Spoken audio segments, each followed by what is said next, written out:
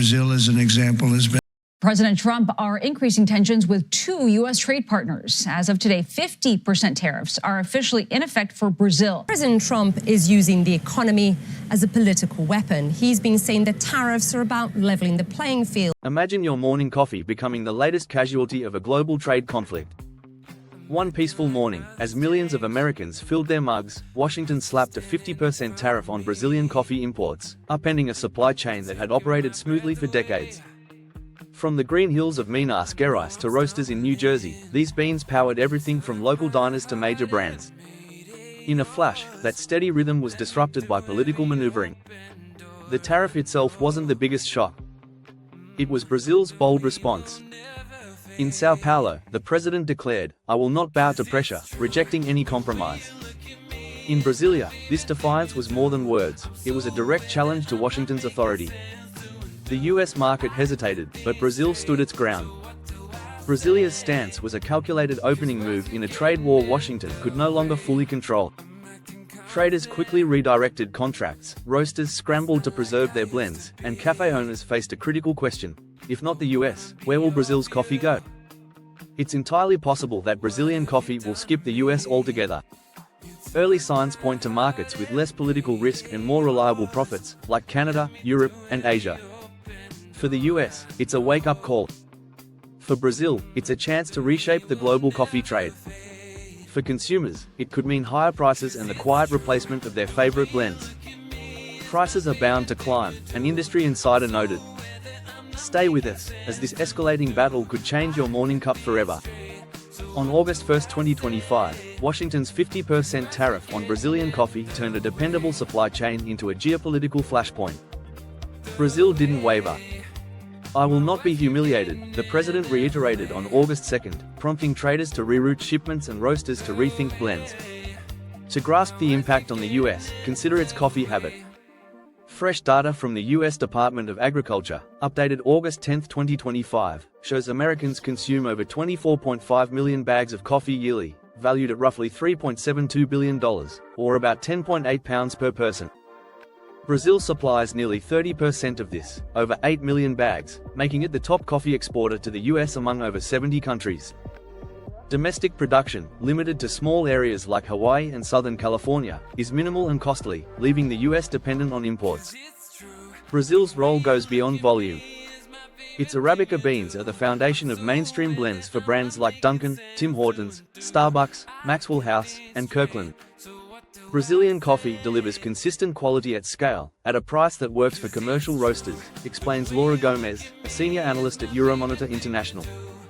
Now, with the tariff combined with a 12% spike in global oil and transport costs in July, importing Brazilian coffee to the US costs 25 to 35% more.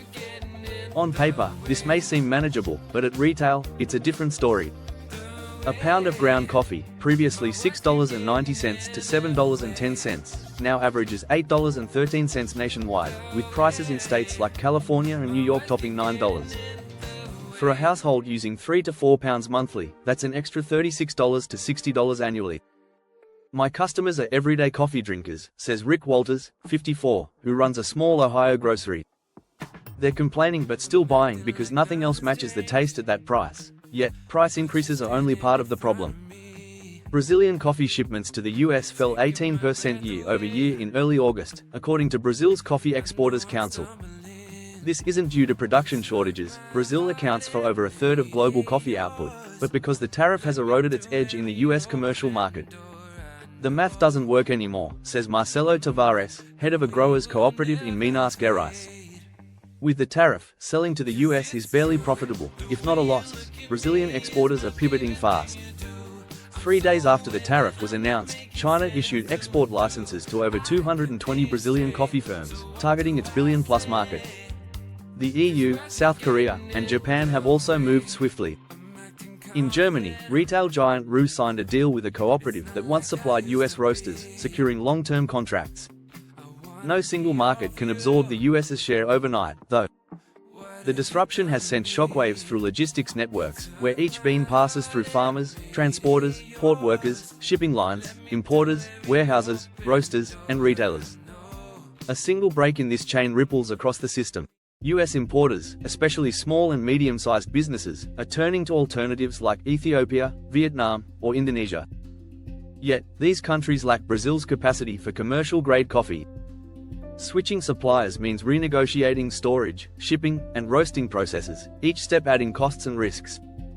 "We tried Vietnamese Robusta to fill the gap," says Linda Chen, a Seattle roastery owner. "The flavor was different, and our regulars noticed right away. I'm eating into margins to keep them, or we lose customers." For small cafe owners, preserving their blend is like protecting a piece of their customers' daily ritual, familiar, comforting, and now at risk. The US coffee sector faces rising prices, shrinking supply, and a fragmented sourcing strategy. What was once a reliable pipeline from Brazil is now a costly gamble, reshaping how the industry views its core ingredient. Switching suppliers is far more complex than it sounds, especially for those reliant on affordable commercial-grade beans. Every link, storage, shipping, roasting, must be rebuilt. Each step inflates costs, introduces risks, and delays deliveries, pushing price tags higher. As of August 10, 2025, USDA data shows ground coffee averaging $8.13 per pound, up $1.50 from January. For daily drinkers, that's an extra $6 to $10 monthly. A family consuming 4 pounds monthly faces $48 more annually, or $100 for premium blends. "That's a tank of gas or part of a heating bill," says Patricia Lane, a Michigan single mother. Coffee's 16% price jump since spring outpaces staples like milk or eggs, turning a small pleasure into a budget strain. Large chains like Starbucks and Tim Hortons face cost increases but can absorb them through scale.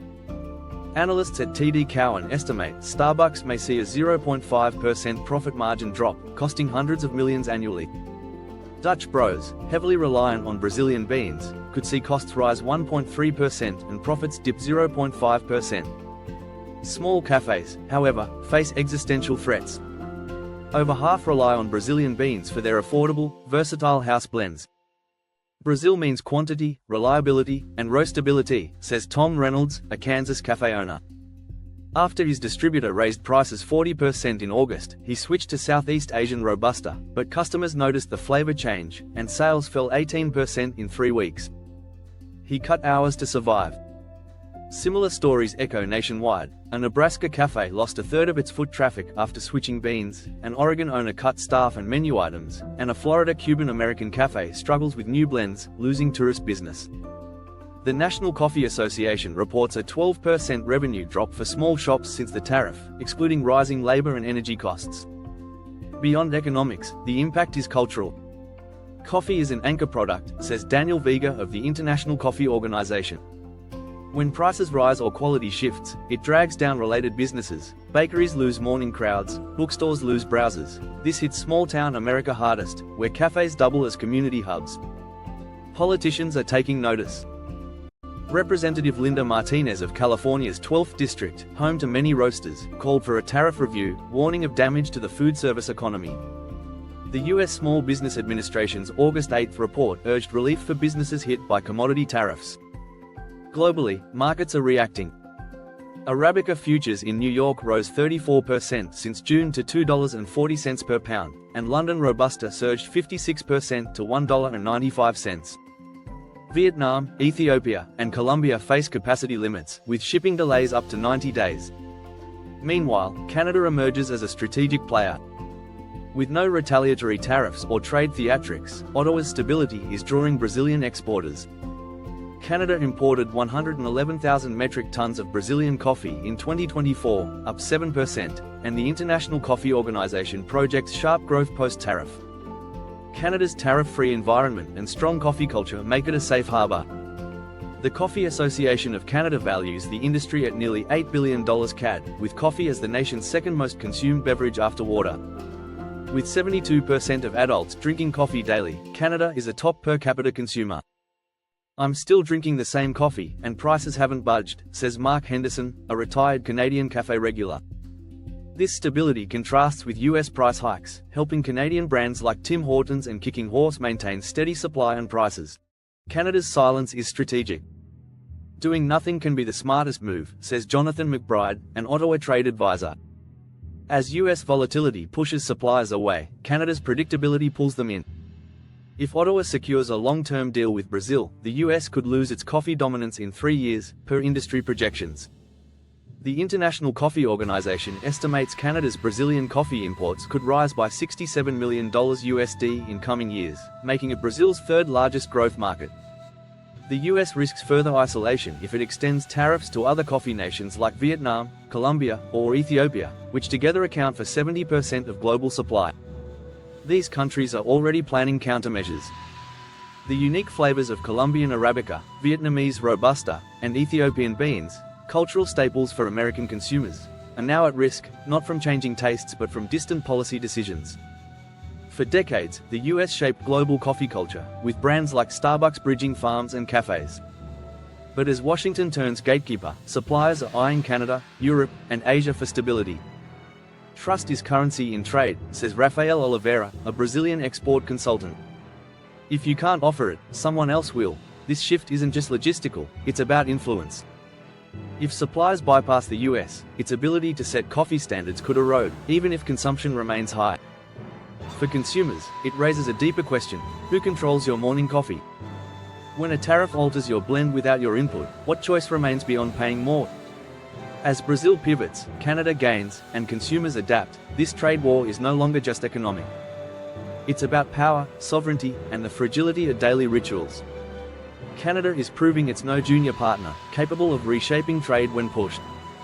The US, despite its economic might, is learning how much it relies on its neighbor. Every tariff, deal, or redirected shipment rewrites the economic map. Your morning coffee may still taste familiar, or maybe it's slightly off. Are you choosing your blend, or has it been chosen for you by forces far away?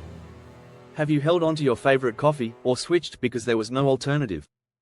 Share your story in the comments, and if you think these quiet shifts deserve more attention, subscribe for updates.